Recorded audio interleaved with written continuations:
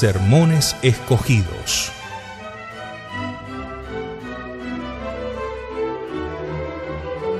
El santo cura de Ars.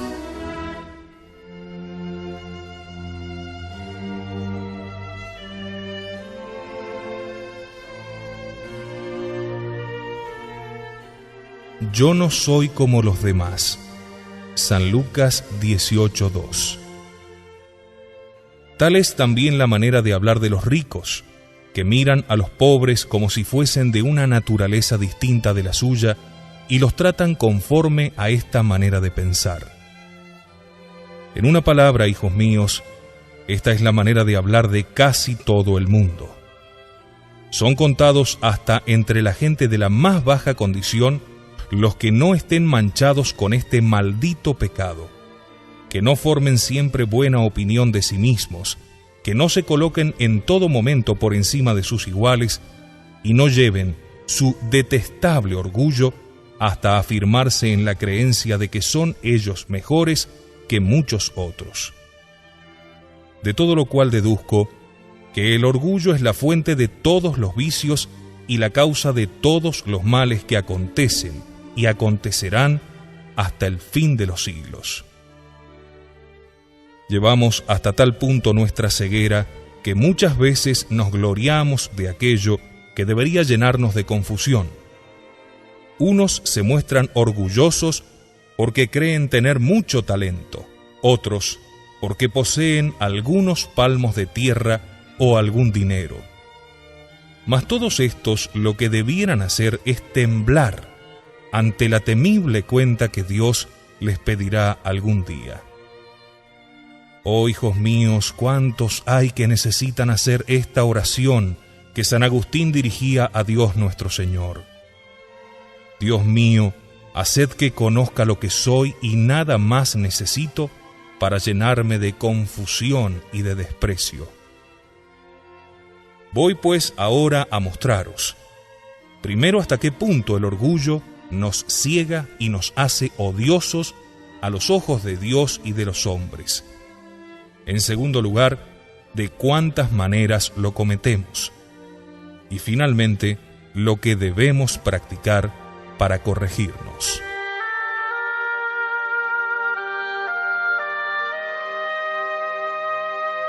Hijos míos, para daros una idea de la gravedad de este maldito pecado, sería preciso que Dios me permitiese ir a arrancar a Lucifer del fondo de los abismos y arrastrarle aquí, hasta este lugar que ocupo, para que Él mismo os pintase los terribles horrores de ese crimen, mostrándoos los bienes que le ha arrebatado, es decir, el cielo, y los males que le ha causado, que no son otros que las penas del infierno.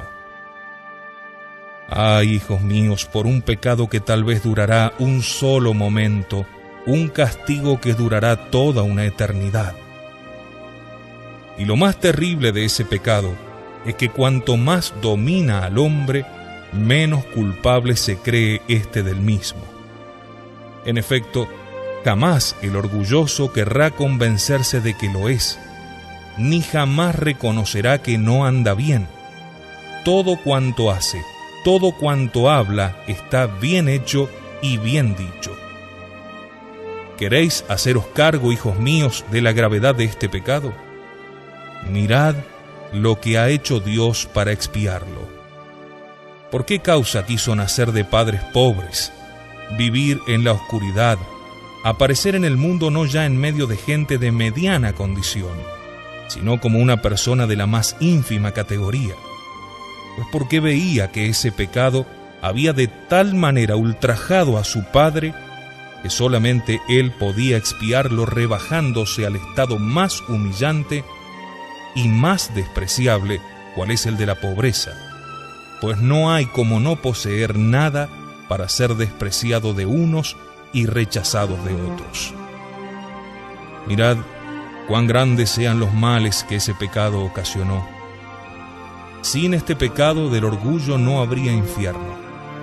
Sin este pecado Adán estaría aún en el paraíso terrenal, y todos nosotros felices, sin enfermedades, sin miseria alguna de esas que a cada momento nos agobian. No habría muerte, no estaríamos sujetos a aquel juicio que hace temblar a los santos. Ningún temor deberíamos tener de una eternidad desgraciada. El cielo nos estaría asegurado, felices en este mundo y aún más felices en el otro. Pasaríamos nuestra vida bendiciendo la grandeza y la bondad de nuestro Dios y después subiríamos en cuerpo y alma a continuar tan dichosa ocupación en el cielo. ¿Qué digo? Sin ese maldito pecado Jesús no habría muerto. ¿Cuántos tormentos se habrían evitado a nuestro divino Salvador? Pero me diréis, ¿por qué ese pecado ha causado peores daños que los otros? ¿Por qué? Oíd la razón. Si Lucifer y los demás ángeles malos no hubiesen caído en el pecado de orgullo, no existirían demonios, y por consiguiente nadie habría tentado a nuestros primeros padres. Y así ellos hubieran tenido la suerte de perseverar. No ignoro que todos los pecados ofenden a Dios, que todos los pecados mortales merecen el castigo eterno. El avaro que solo piensa en atesorar riquezas, dispuesto a sacrificar la salud, la fama y hasta la misma vida para acumular dinero, con la esperanza de proveer a su porvenir, ofende sin duda a la providencia de Dios, el cual nos tiene prometido que si nos ocupamos en servirle y amarle, Él cuidará de nosotros. El que se entrega a los excesos de la bebida hasta perder la razón y se rebaja a un nivel inferior al de los brutos, también ultraja gravemente a Dios, que le dio los bienes para usar rectamente de ellos, consagrando sus energías y su vida a servirle. El vengativo que se venga de las injurias recibidas desprecia cruelmente a Jesucristo, que hace ya tantos meses o quizá tantos años le soporta sobre la tierra, y aún más, le da todo cuanto necesita, cuando solo merecería ser precipitado en las llamas del infierno. El impúdico, al revolcarse en el fango de sus pasiones, se coloca en un nivel inferior a las más inmundas bestias, pierde su alma y da muerte a su Dios, convierte el templo del Espíritu Santo en templo de demonios, hace de los miembros de Cristo miembros de una infame prostituta. De hermano del Hijo de Dios se convierte no ya en hermano de los demonios, sino en esclavo de Satanás. Todo esto, claro que son crímenes, respecto a los cuales faltan palabras con las que expresar los horrores y la magnitud de los tormentos que merecen. Pues bien, hijos míos, yo os digo que todos estos pecados distan tanto del orgullo en cuanto al ultraje que infieren a Dios, como el cielo dista de la tierra. Nada más fácil de comprender. Al cometer los demás pecados, o bien quebrantamos los preceptos de Dios, o bien despreciamos sus beneficios. O si queréis, convertimos en inútiles los trabajos, los sufrimientos y la terrible muerte de Jesús. Pero el orgulloso hace como un súbdito que, no contento con despreciar y hollar debajo de sus plantas las leyes y las ordenanzas de su soberano, lleva su furor hasta el intento de hundirle un puñal en el pecho, arrancarle del trono, hollarle debajo de sus pies y ponerse en su lugar.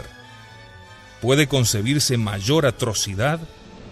Pues bien, esto es lo que hace la persona que haya motivo de vanidad en los éxitos alcanzados con sus palabras o sus obras.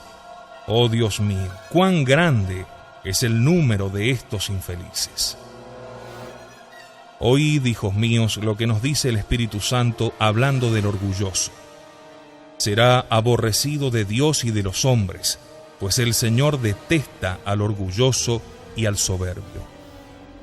El mismo Jesucristo nos dice que daba gracias a su Padre por haber ocultado los secretos a los orgullosos. En efecto, si recorremos la Sagrada Escritura, veremos que los males con que Dios aflige a los orgullosos son tan horribles y frecuentes que parece agotar su furor y su poder en castigarlos.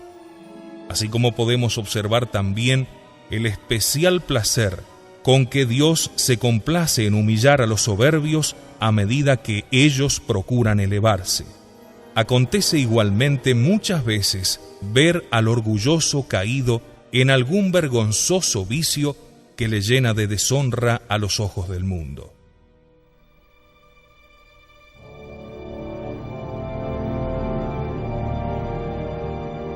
Hallamos un caso ejemplar en la persona de Nabucodonosor el Grande. Era aquel príncipe tan orgulloso, tenía tan elevada opinión de sí mismo que pretendía ser considerado como Dios.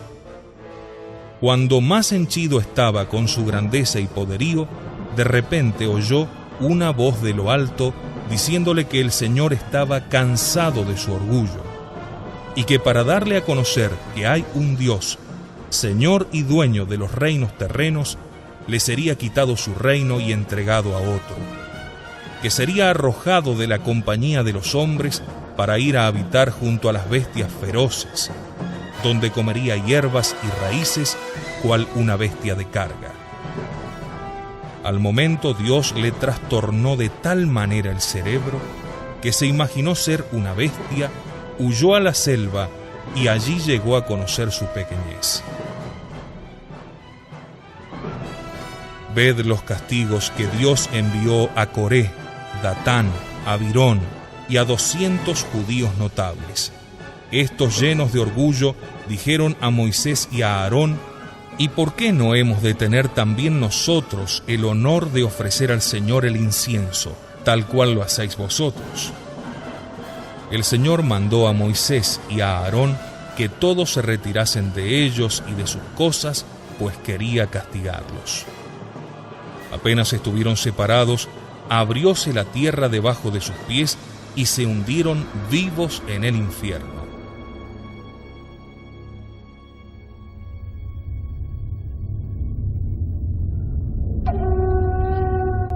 Mirad a Herodes, el que quiso dar muerte a San Jaime y encarceló a San Pedro. Era tan orgulloso que un día, vestido con su indumentaria real y sentado en su trono, habló con tanta elocuencia al pueblo que hubo quien llegó a decir: no, este que habla no es un hombre sino un dios. Al instante, un ángel le hirió con una tan horrible enfermedad que los gusanos se cebaban en su cuerpo vivo y murió como un miserable. Quiso ser tenido por Dios y terminó comido por los viles insectos. Ved también a Amán, aquel soberbio famoso que había decretado que todo súbdito debía doblar la rodilla delante de él.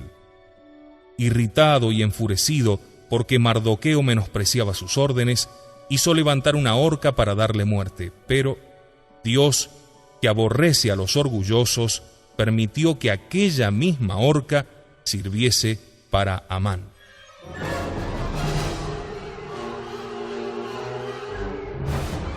Leemos en la historia que un solitario lleno de orgullo quiso mostrar la firmeza de su fe. Habiendo ido a visitar a San Palemón, dio en su presencia grandes muestras de orgullo, hasta el punto que el santo le dijo caritativamente que con tanto orgullo era muy difícil tener la fe de la cual él se sentía tan orgulloso. Que no teniendo nada bueno de nosotros mismos, solo nos toca humillarnos y gemir delante de Dios, pidiéndole la gracia de que no nos abandone. Mas aquel pobre ciego, en vez de aprovecharse de tan caritativa amonestación, corrió a arrojarse a un brasero encendido y permitió Dios, para probar hasta dónde llegaba su orgullo, que el fuego no le dañase. Pero pasado algún tiempo cayó en un pecado gravísimo y vergonzoso contra la santa virtud de la pureza. El demonio se le presentó en figura de mujer, que le instó a pecar y sentóse junto a él. Como el solitario intentase abrazarla, el demonio se arrojó sobre él, lo molió a golpes y lo dejó tendido y sin conocimiento en el suelo. reconociendo al fin su culpa, es decir, su orgullo, volvió a visitar a San Palemón y con lágrimas en los ojos le confesó su pecado. Cosa extraña, hijos míos, mientras estaba hablando con el santo, el demonio se apoderó de él, le arrastró con furia y le precipitó en un horno ardiendo donde perdió su vida.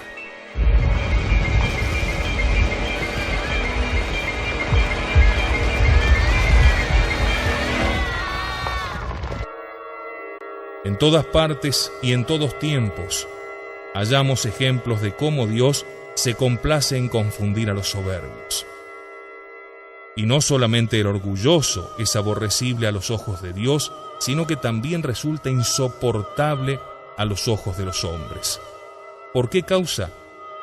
Pues porque no puede avenirse con nadie.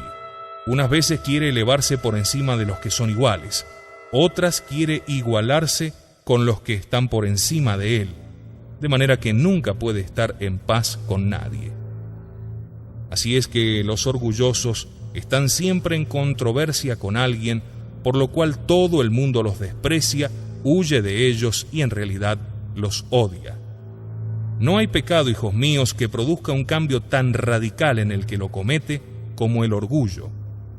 Fijaos bien, por él un ángel, la criatura más hermosa, se convirtió en el más horrendo demonio, y entre los hombres a un hijo de Dios lo convierte en esclavo de Satán. Muy horrible es ese pecado, me diréis. Preciso es que quien lo comete no conozca ni los bienes que pierde, ni los males que atrae sobre sí, ni finalmente los ultrajes que infiere a Dios y a su alma. Mas ¿de qué modo podremos saber que hemos caído en él?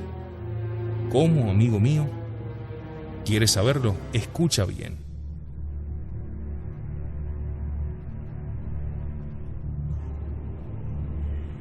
Podemos muy bien decir que este pecado se halla en todas partes. Acompaña al hombre en todo cuanto dice o hace. Viene a ser una especie de condimento que en todas partes penetra. Escuchadme un momento y lo vais a ver. Jesucristo nos presenta un ejemplo en el Evangelio, al hablarnos de aquel fariseo que fue al templo a hacer su oración, permaneciendo de pie ante todo el mundo y diciendo en voz alta: «Os doy gracias, Señor, porque no soy como los demás, lleno de pecados. Empleo mi vida en hacer el bien y en procurar agradaros». Aquí tenéis el verdadero carácter del orgulloso. En vez de dar gracias a Dios por haberse dignado servirse de Él para el bien, mira todo aquello como si procediese de sí mismo y no de Dios. Entremos a examinar esto con más detenimiento y veremos cómo casi nadie escapa a las redes del orgullo. Así los viejos como los jóvenes, así los pobres como los ricos, todos se alaban y glorían de lo que son o de lo que hicieron, o mejor, de lo que no son y de lo que no hicieron. Todos se aplauden y gustan de ser aplaudidos.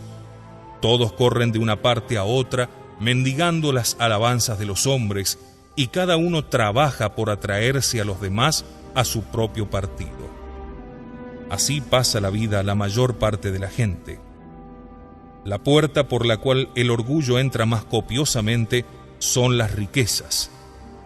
En cuanto una persona aumenta sus bienes, la veréis ya mudar de vida. Hace lo que decía Jesucristo de los fariseos. Esas gentes buscan de que les llamen maestros, de que todo el mundo les salude, siempre aspiran a los primeros puestos, se presentan ricamente vestidas. Abandonan ya su primitivo aire de sencillez.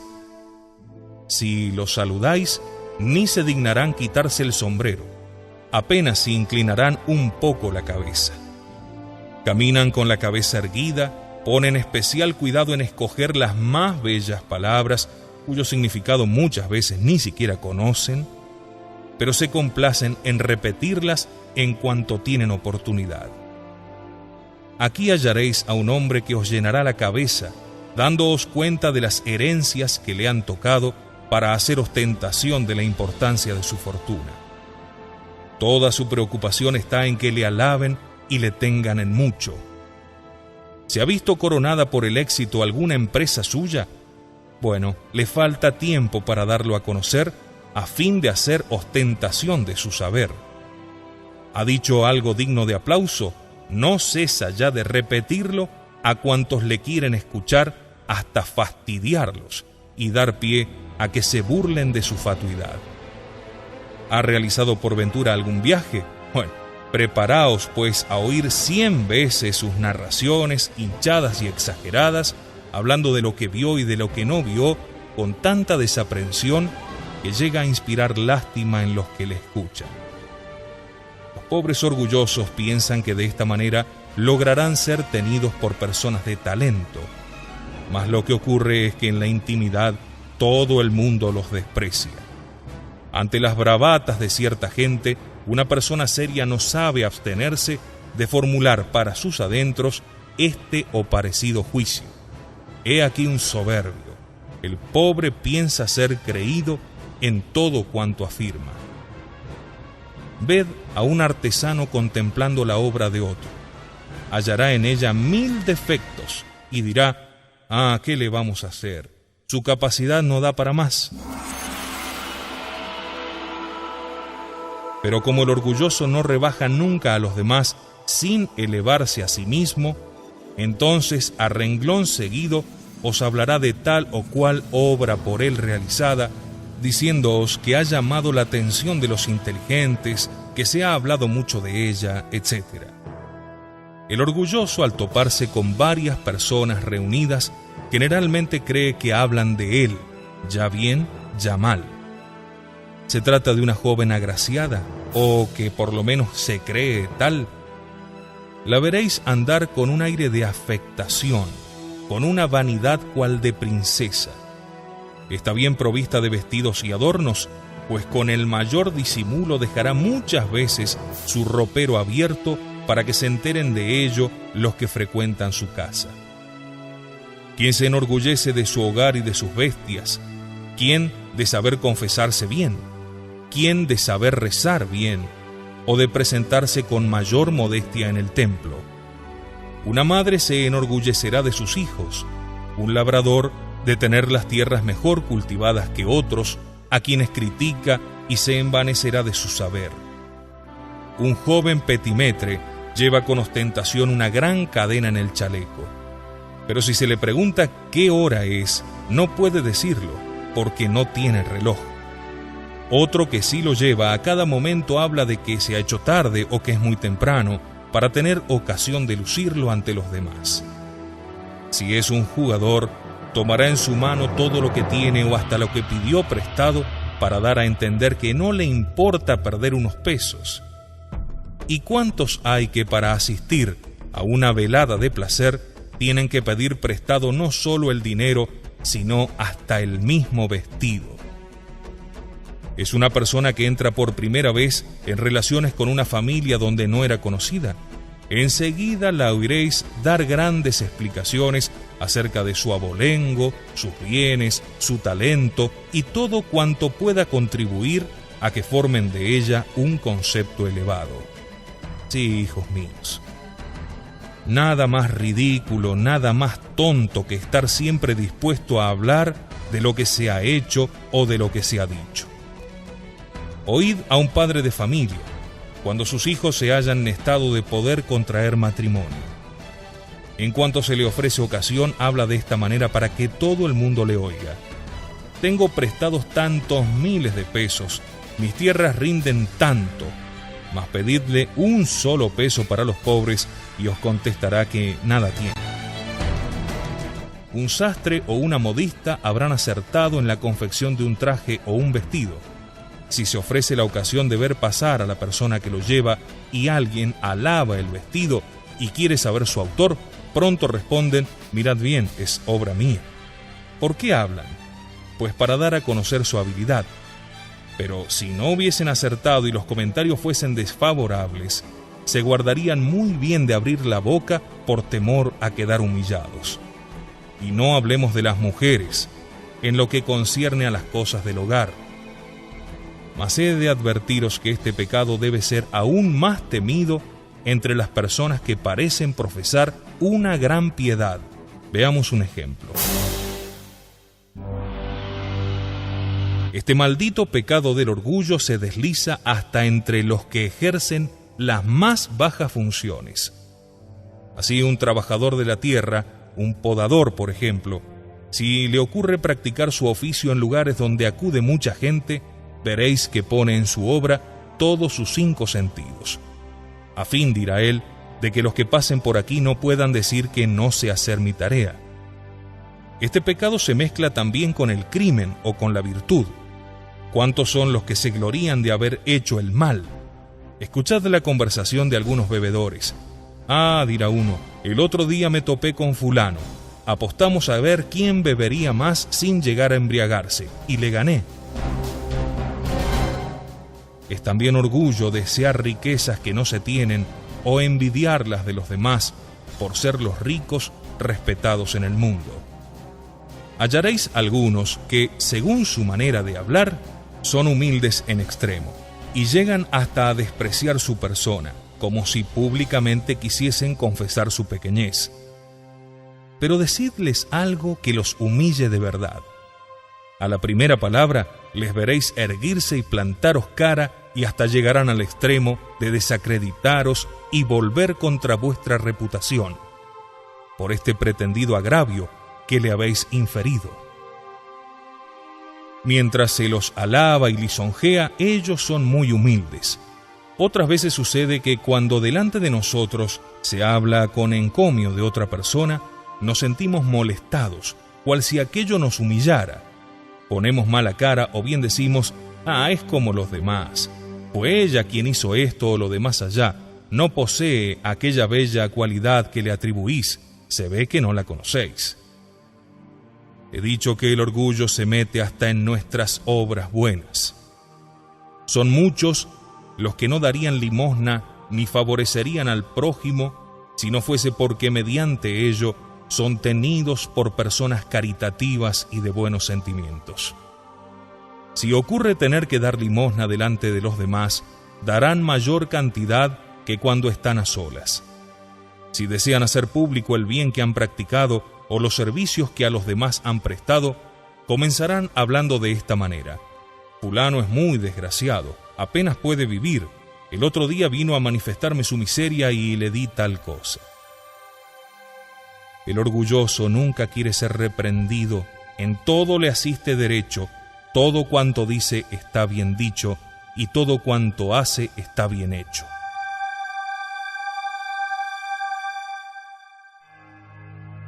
En cambio le veréis constantemente preocuparse de la conducta de los demás. Todo lo encuentra defectuoso, nada está bien hecho ni bien dicho.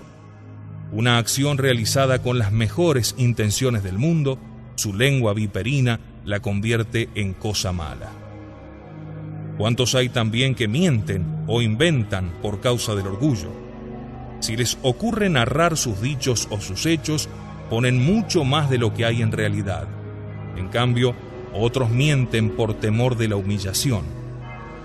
En otras palabras, los viejos se vanaglorían de lo que no hicieron.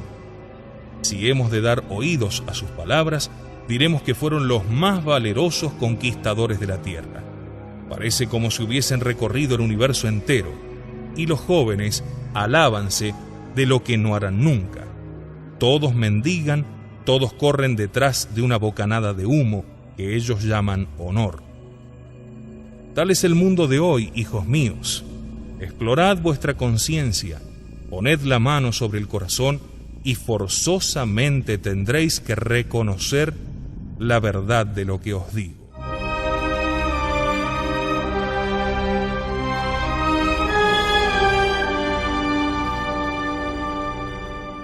Pero lo más triste y lamentable es que este pecado sume al alma en tan espesas tinieblas que nadie se cree culpable del mismo.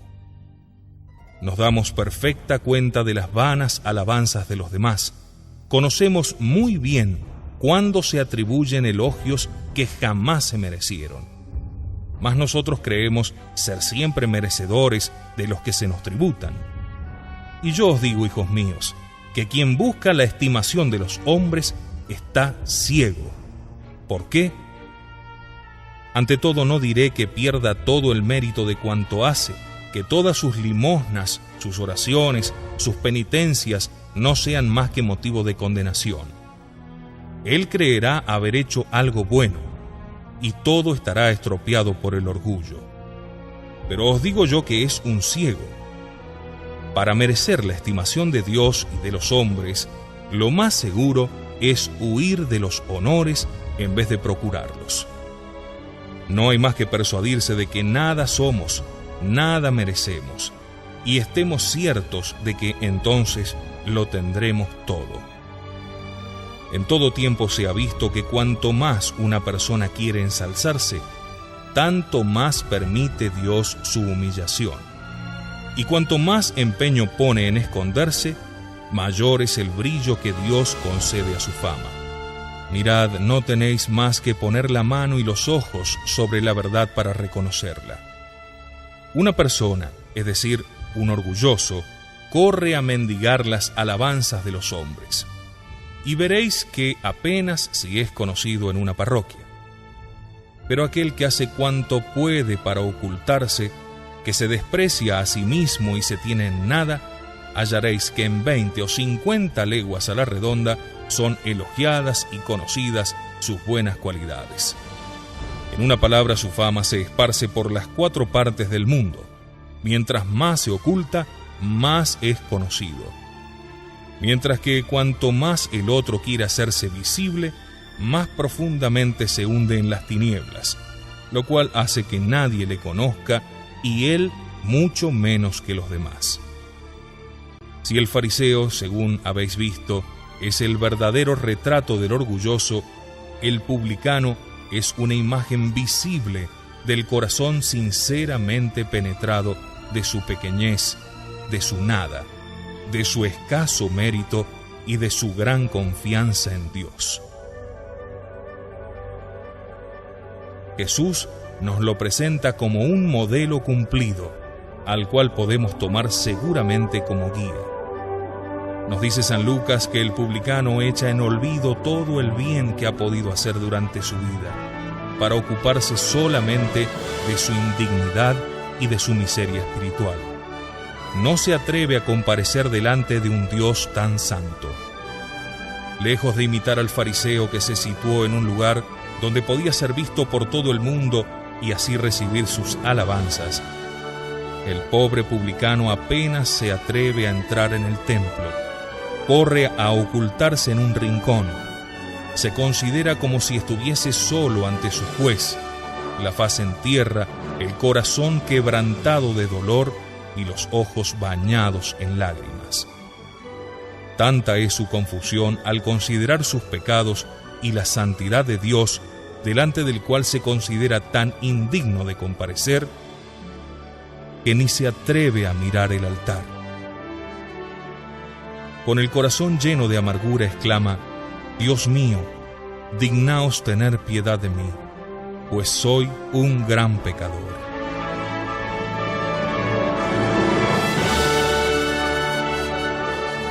Esta humildad movió de tal manera el corazón de Dios que no solamente le perdonó sus pecados, sino que le alabó públicamente, diciendo que aquel publicano, aunque pecador, le había sido más agradable por su humildad que no el fariseo con la aparatosa ostentación de sus buenas obras.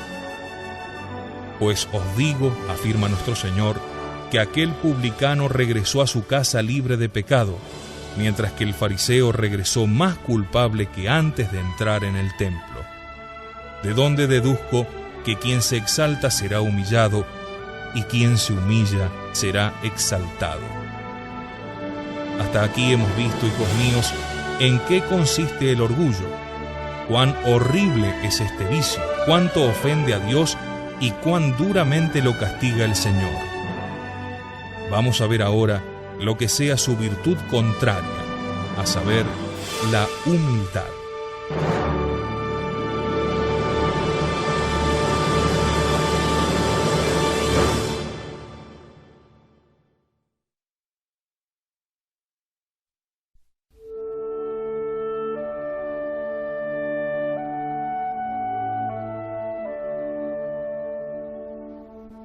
Si el orgullo es la fuente de toda clase de vicios, podemos también afirmar que la humildad es la fuente y el fundamento de toda clase de virtudes.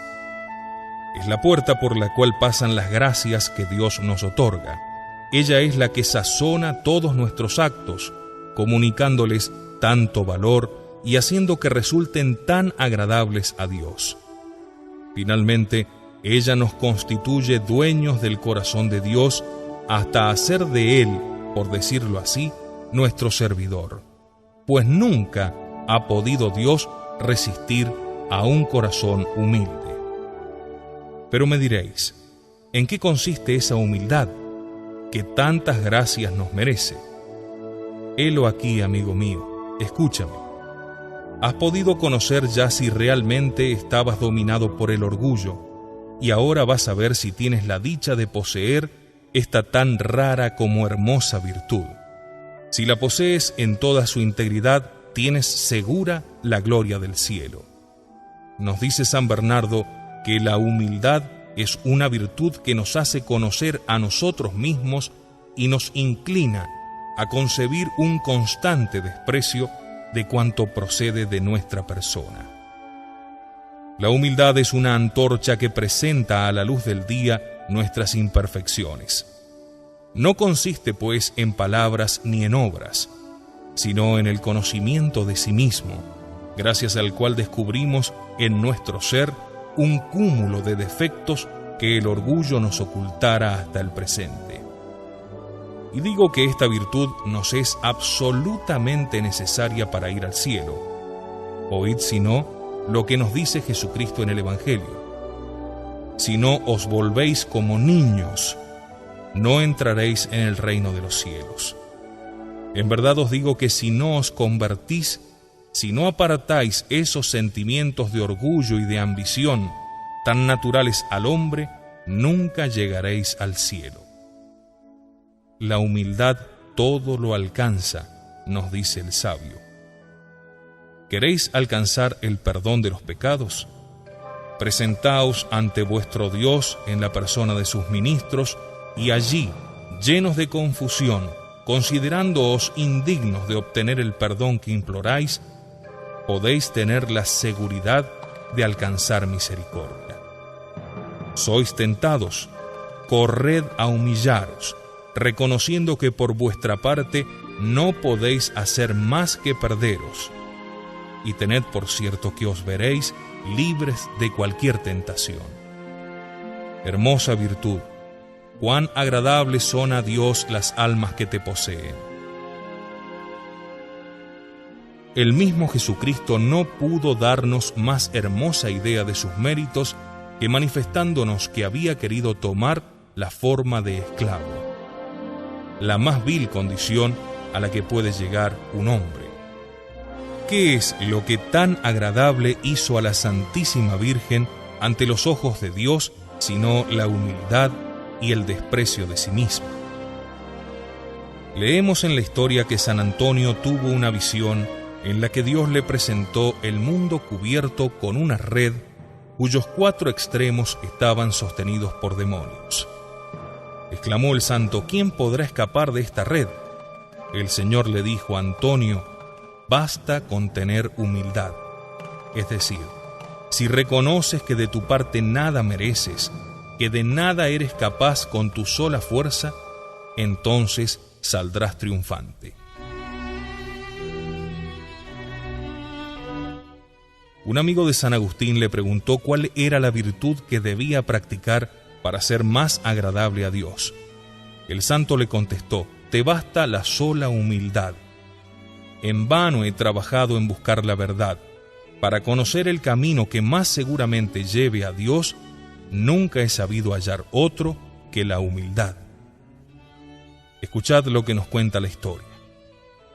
San Macario, un día que regresaba a su morada con un hato de leña, halló al demonio empuñando un tridente de fuego, el cual le dijo: «Oh Macario, cuánto sufro por no poderte maltratar. ¿Por qué me haces sufrir tanto? Pues cuanto haces, lo practico yo mejor que tú. Si tú ayunas, yo no como nunca.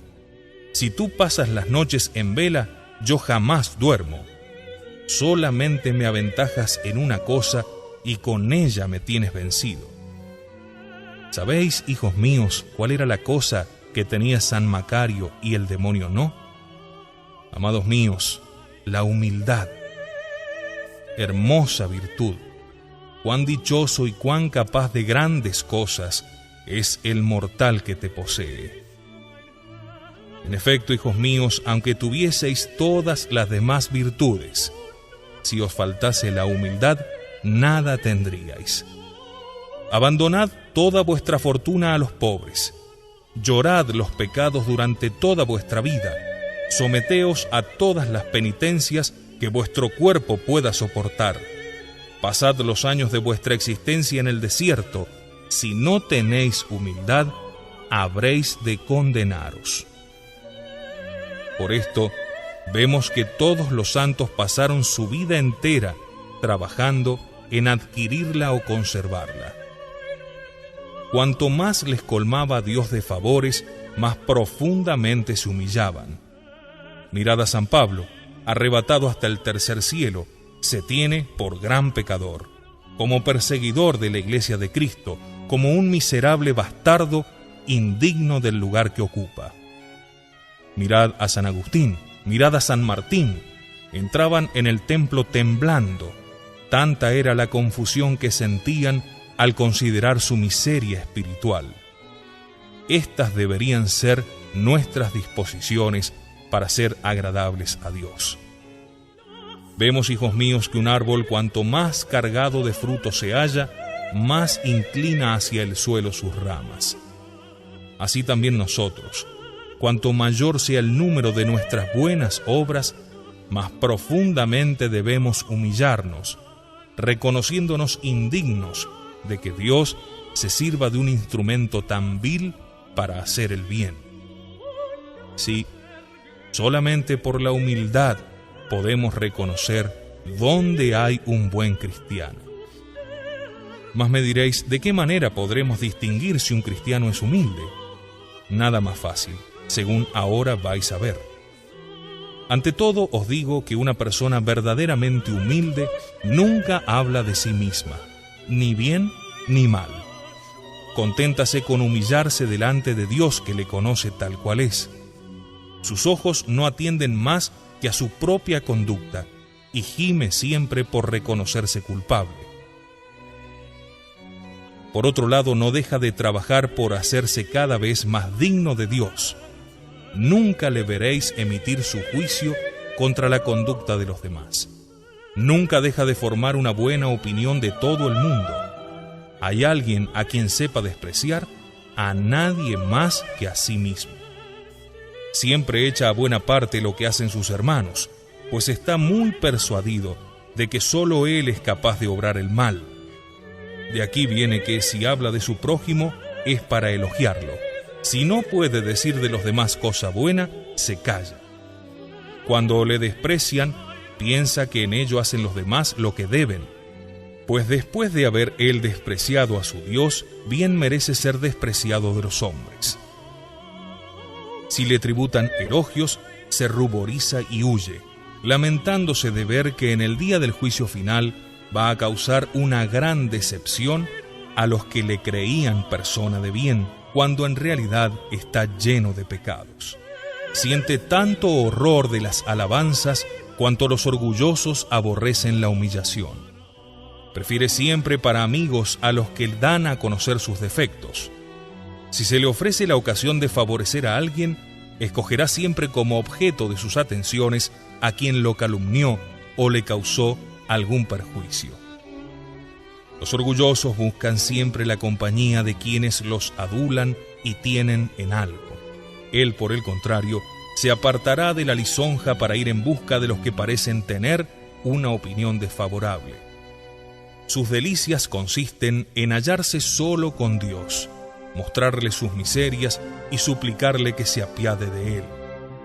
Ya esté solo, ya en compañía de otros, ningún cambio observaréis en su modo de orar ni en su manera de obrar. Encaminando todas sus acciones solamente a agradar a Dios, nunca se preocupa de lo que podrán decir de él los demás. Trabaja por agradar a Dios, mientras que el mundo lo coloca debajo de sus plantas. Así piensan y obran los que poseen el preciado tesoro de la humildad. Jesucristo parece no hacer distinción entre el sacramento del bautismo, el de la penitencia y la humildad. Nos dice que sin el bautismo jamás entraremos en el reino de los cielos. Sin el de la penitencia, después de haber pecado, no cabe esperar el perdón. Y enseguida nos dice también que sin la humildad no entraremos en el cielo, como hemos visto. Sí, hijos míos, aunque estemos llenos de pecados, si somos humildes, tenemos la seguridad de alcanzar perdón. Pero sin la humildad, aunque llevemos realizadas cuantas buenas obras nos sean posibles, no alcanzaremos la salvación. Ved un ejemplo que os mostrará esto perfectamente.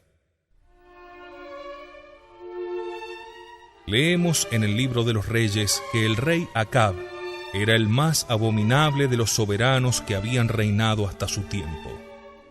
No creo que se pueda decir más de lo que de él dice el Espíritu Santo. Escuchad, era un rey dado a toda suerte de impurezas, dice la Sagrada Escritura. Echaba mano sin discreción de los bienes de sus súbditos. Fue causa de que los israelitas se rebelasen contra su Dios.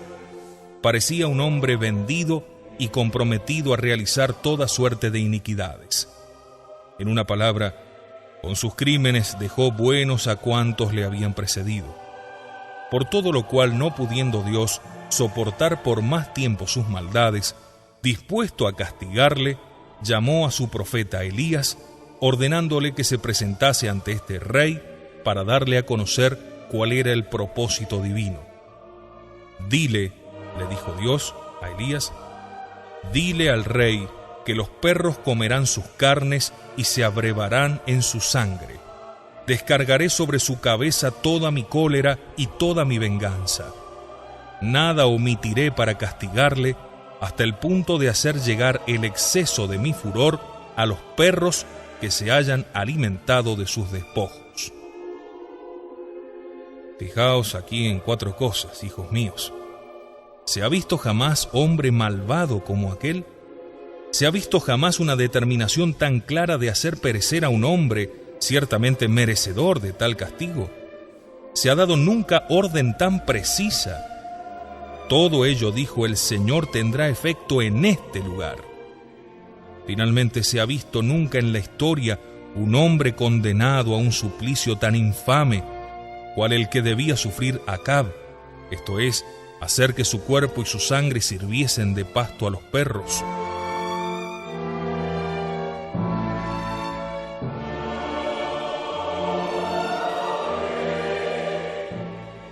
Ah, hijos míos, ¿quién podrá librarle de las manos de enemigo tan poderoso, el cual ha comenzado ya a ejecutar su designio? En cuanto el profeta Elías terminó su mensaje, Acab comenzó a rasgar sus vestiduras. Escuchad lo que le dijo el Señor. Vamos, ya no es tiempo. Comenzaste demasiado tarde. Ahora me burlo de ti. Entonces Acab ciñó a su cuerpo un áspero cilicio. Y Dios le dijo, ¿crees tú que esto me inspirará piedad o que hará revocar mi decreto? Ahora ayunas. Debías haber ayunado de la sangre de tantas personas a quienes diste muerte. Entonces el rey se arrojó al suelo y se cubrió de ceniza. Cuando era preciso aparecer en público, andaba con la cabeza descubierta y los ojos fijos en el suelo. Profeta, dijo el Señor, ¿has visto de qué manera se ha humillado Acab, postrándose con la faz en tierra? Pues ve a decirle que ya que se ha humillado, dejaré de castigarle. Ya no descargaré sobre su cabeza los rayos de mi venganza que para él tenía preparados. Dile que su humildad me ha conmovido, ha hecho revocar mis órdenes y ha desarmado mi cólera.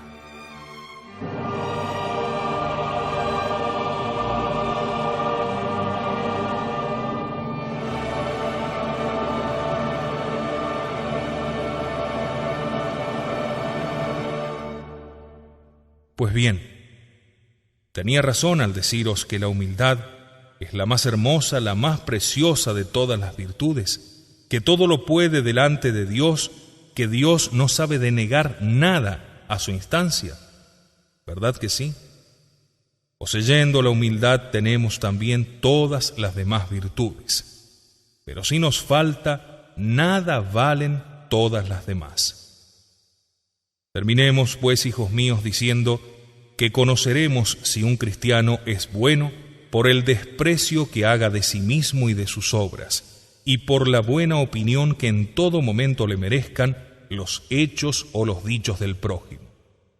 Si así nos portamos, hijos míos, tengamos por seguro que nuestro corazón gozará de felicidad en esta vida y después alcanzaremos la gloria del cielo. Y esta es la gracia que os deseo.